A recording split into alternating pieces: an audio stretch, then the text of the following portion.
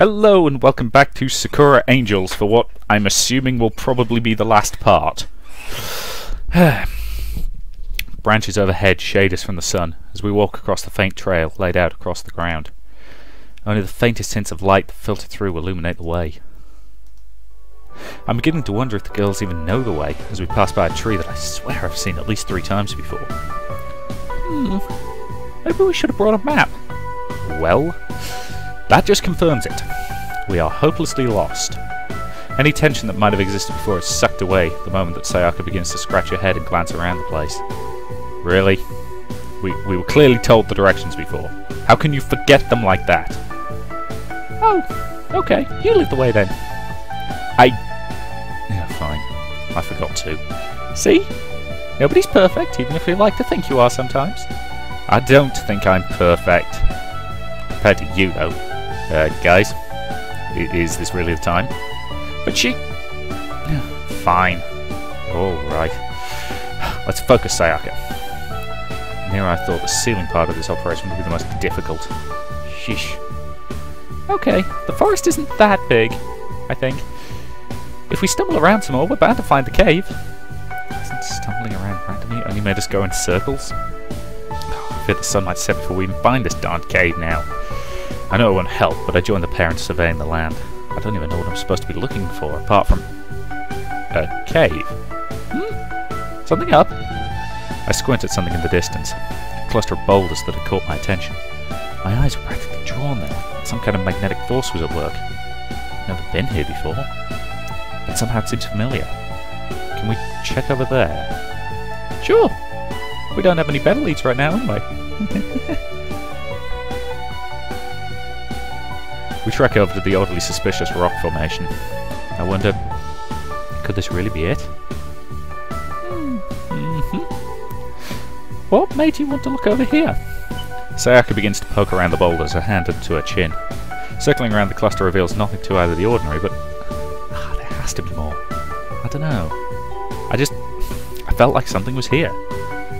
They're just a bunch of stupid rocks. We're wasting time. Aww. We should at least investigate them a bit more if Kenta says there's something up. He's connected to the Dark Queen, remember? He's bound to know at least a few things related to her, even if it's only on a subconscious level. She says that as she raps gently on one of the rocks with her knuckle, one eye closed to better examine it. Oh! This one seems kind of loose. Sayaka takes a grip of the rock in question and begins to pull at it with all her might, her teeth gritting in determination. Some help would be much appreciated. Oh, right. Yeah. I should probably do that. It was almost amusing to see her feet wildly kicking in place while the rock refused to budge. I take up the other side of the rock and begin to push against it with what little strength I might possess.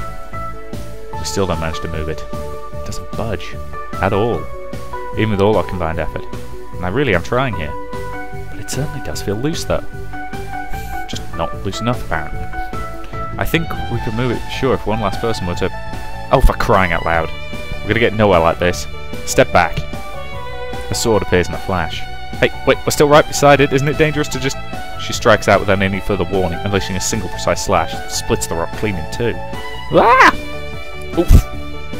I both fell backwards as the 2 pieces of the rock collapse opposite ways. I feel like my hair might just be a little shorter than it was too after how close that was. Hikari! See? Problem solved. That's... She falls silent, unable to argue there. And it did move the rock after all. We both hop to our feet to join Hikari in peering over the results of her destruction, as the dust begins to settle. I almost forgot how to breathe in the excitement of it all. Could this really be it? We all gasp at once. I knew it! I'm not sure how, but I knew it. Behind where the rock lay is a tunnel that trails downwards, deep into the darkness. There's no telling how far it might stretch, or if there's anything on the other end. But if someone went to such lengths to hide this tunnel from existence, then... well, it has to lead somewhere, right? Is this... really it? Sure feels like it. You could practically see all that darkness and evil flooding out of it. That's not really something you should be saying so happily. She is right, though. There's a foreboding sense of despair as I peer deep into this hole. A heavy tension in the air, as if the sheer presence of what lurks down there seeks to consume us all. Once we go down there, this'll be it. We'll finally put an end to this madness, and I might finally be able to get some peace after all this is done. Do I really have the strength to go through with this? To reseal a long-forgotten evil that tormented... Well, time's a-wasting. In we go! Hey, wait! Sayaka apparently doesn't have the decency to wait for me to battle out my internal struggles, and cuts things short as she plops down onto her knees and begins to shuffle into the hole. Its size just about big enough for us to fit if we crawl. She's right. We can't waste any more time. Come on, Kenta. Hikari follows after Sayaka, looking somewhat more hesitant towards the whole thing compared to her partner. They disappear into the darkness completely, as if consumed by the tunnel. It's scary just how little light seems to shine down there. Quick goofing around out there or you're going to get left behind. Hikari's harsh tones sound out from the tunnel, making it all the more frightening. Okay, I'm coming. It's not like the world is going to end just because I take an extra minute or two to prepare for diving into the heart of evil. At least I hope it isn't. I drop to my knees and shuffle into the tunnel, my world quickly becoming as dark as all the traces of light begin to fade. I could just about make out the shuffling sounds of the other two crawling ahead of me. Their presence, the one thing keeping me calm during all of this. My surroundings are dark, cold, slimy to the touch. So far it hasn't been a very pleasant experience. You know, something up. This wasn't what I had in mind when I pictured myself being a hero, crawling on a cramped, dark tunnel. Somehow I thought things were going to be more, dramatic. Sayaka lets out a giggle as she soldiers on ahead. I'm sure we'll have plenty of dramatic moments ahead. We've just got to get through the less dramatic moments. And hey, this isn't so bad. At the very least, we're not having to fight through swarms of shadows to reach her. It's not the most glamorous way of getting about things, but at least we get to save some strength for when it counts. She brings up a good point. However, but what if there are monsters inside this tunnel? We can't really do much if we're practically blind. Don't say that. I hadn't even thought of such a thing. Oh wow, you're right. We'd be completely defenseless. Sayaka! They would completely massacre us. Since I can't even use my bow in here, and Hikari certainly wouldn't be able to use her sword. What kind of shadows would be able to fit through this tunnel? Ooh! Maybe something with tentacles, since they love you, Hikari. Shut up! You're just being mean now. Maybe I should have kept my thoughts to myself. Sayaka is having way too much fun with this.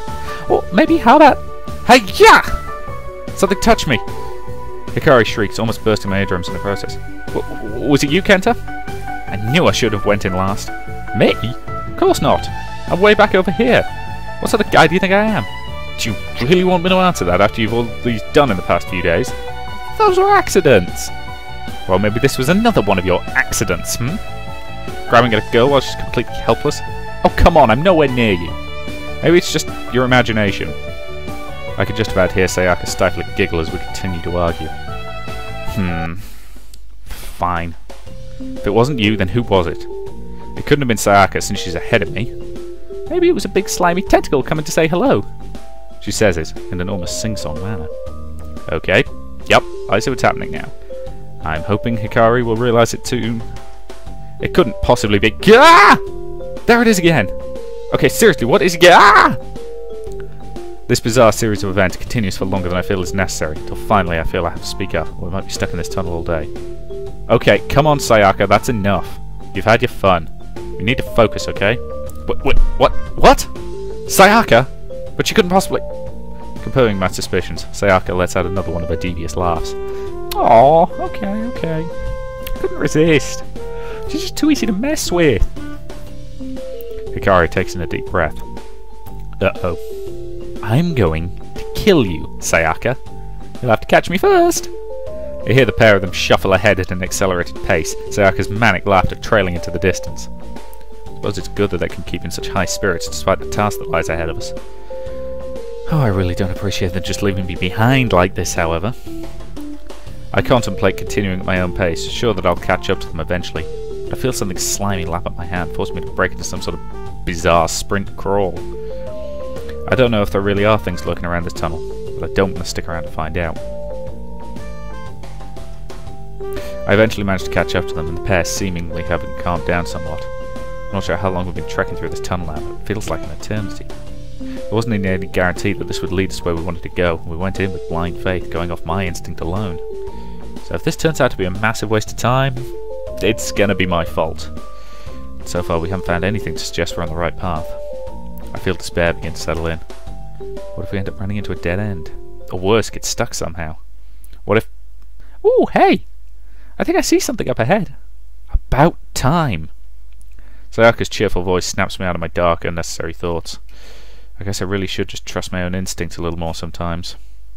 True to her word, I could see a light begin to seep into the tunnel as we inch ever closer to our goal.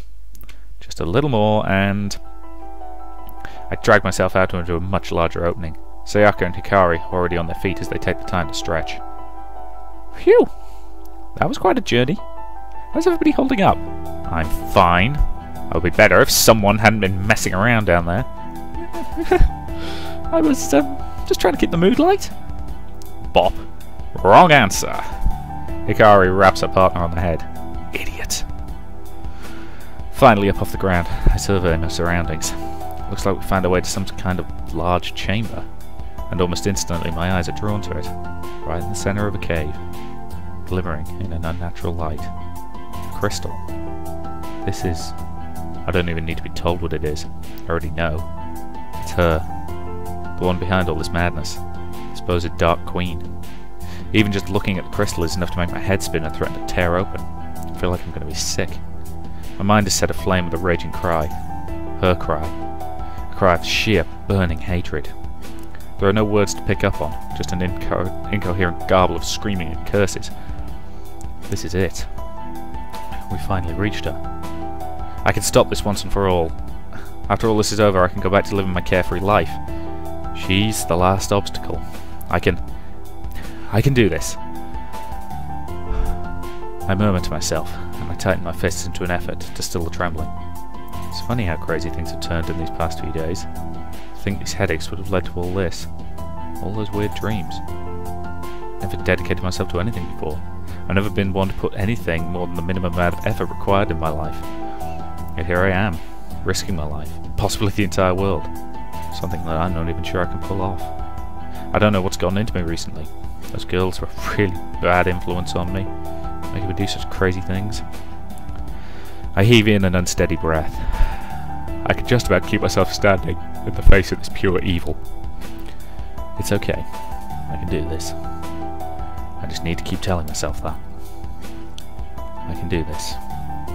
I can do this. Oh crap. The doubts are beginning to set in. How can I do this? I'm not a mage. I don't know any magic. I'm not even sure if I remember what they told me correctly. Someone sets their hand on my shoulder, rousing me from my thoughts. Kenta? It's Sayaka. Her face is brimming with the usual optimism I've come to expect from her, even in the face of evil. Don't worry. We can do this. Together. A second hand lands on my free shoulder. More awkwardly than the previous. Yeah. What she said. It's Hikari, of course. Even behind the tinge of red that paints her face, I can see the limitless determination shine through. You've got nothing to fear with us at your side. Yeah. I nod, their words calming me. You're right. We've come this far. Just a little more. It's all over. Thanks, guys. For everything. I wouldn't even be standing here today if it weren't for you two. I hear you both, big time. Well, I think we could discuss an appropriate reward once this is all over. A reward? Hikari falls silent at the prospect. Suspiciously so. Gosh, Hikari, what sort of reward did you have in mind? Your face is going all sorts of interesting colours. Nothing. Absolutely nothing. Kento's thanks are all we need. We're just doing our job after all. Smooth.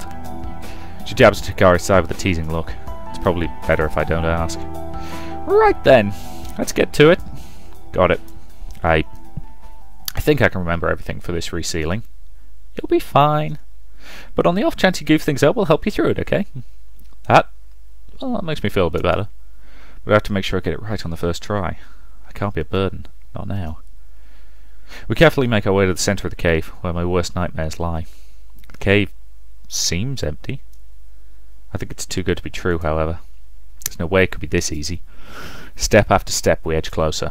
Sayaka and Hikari keep to my side, weapons at the ready. Who knows what could be lurking behind the rocks at this place? We pretty much stumble right into their lair. I'm surprised that these shadow things aren't swarming us. Yeah, you really are more stupid than I thought.